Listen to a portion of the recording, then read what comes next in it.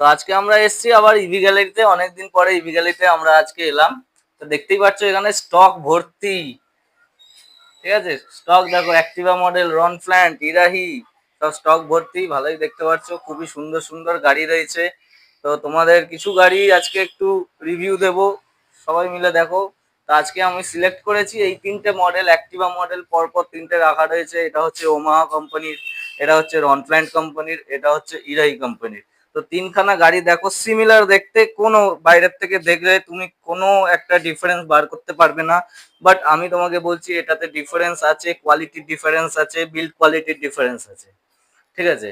যেমন তোমাকে বলে দিই, এই যে রন প্ল্যান্টের গাড়িটা রয়েছে এটাতে চেসিস রয়েছে তোমার 25 থেকে 26 কেজি। এই যে ইরাহি গাড়িটা রয়েছে এটাতে রয়েছে 24 কেজির। আর এই ওমাহার গাড়িতে রয়েছে 18 কেজির। তো এই চেসিস কোয়ালিটির জন্য তোমার গাড়ির দাম দাম বাড়বে কমবে। প্লাস গাড়ির ভিতরে যে ওয়ারিং রয়েছে, ওয়ারিং এর যে কপারের যে বাইন্ডিং, সেই কপারের বাইন্ডিং এর জন্য তোমার দাম বাড়বে কমবে।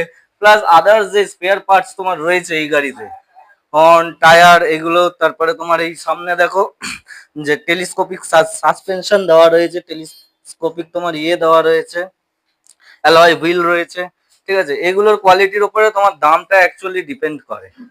তো সিমিলার দেখতে গাড়ি, বাট একই দাম বা দাম কম বেশি হয় এই জাস্ট এই কয়েকটা রিজনের জন্য, যে স্পেয়ার পার্টস কিরম কেমন কোয়ালিটি, তার বিল্ড কোয়ালিটি কেমন।